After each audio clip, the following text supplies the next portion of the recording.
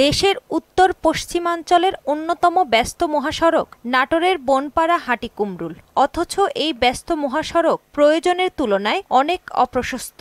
এছাড়া ৩২ কিলোমিটার এই সড়কে ২৫টি বাঁক রয়েছে।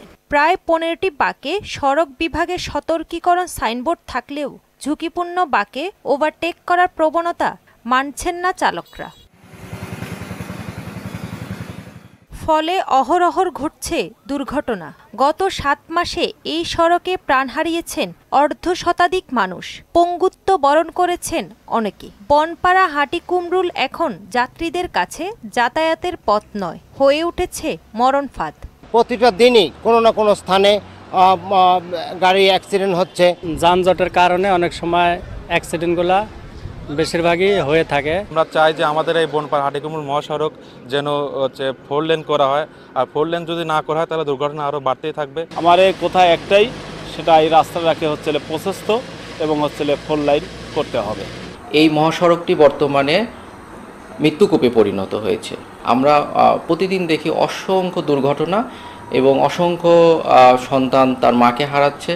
মহাসড়কে চলাচলকারী যানবাহনগুলোর বেপরোয়া গতি এবং ঝুঁকিপূর্ণ বাঁকে ওভারটেকিং করার কারণে দুর্ঘটনার সংখ্যা বেশি হচ্ছে বলে জানান ফায়ার সার্ভিসের এই কর্মকর্তা। এখানে বেশিরভাগ সময় দেখা যায় যে দ্রুত গতিতে গাড়ি চলাচল করার জন্য ওভারটেকিংয়ের সময় বেশিরভাগ দুর্ঘটনাটি ঘটে। আমরা যখনই একটা অ্যাক্সিডেন্টের সংবাদ পাই ৩০ সেকেন্ডের মধ্যে আমরা গাড়ি আউট করি এবং যত দ্রুত সম্ভব ঘটনাস্থলে পৌঁছাই। তবে উভয় পাশে সার্ভিস লেন সহ 4 লেনে উন্নীতকরণ করার পরিকল্পনা নেওয়া হয়েছে বলে জানান সড়ক ও জনপথ বিভাগের এই কর্মকর্তা। বর্তমান প্রেক্ষাপটে এই সড়কটির প্রশস্ততা বৃদ্ধি করা প্রয়োজন বলে বাংলাদেশ সরকার মনে করে, তাই বাংলাদেশ সরকারের মাস্টার প্ল্যানে এই সড়কটি উভয় পাশে সার্ভিস লেন সহ 4 লেনে উন্নীতকরণ করার পরিকল্পনা গ্রহণ করা হয়েছে।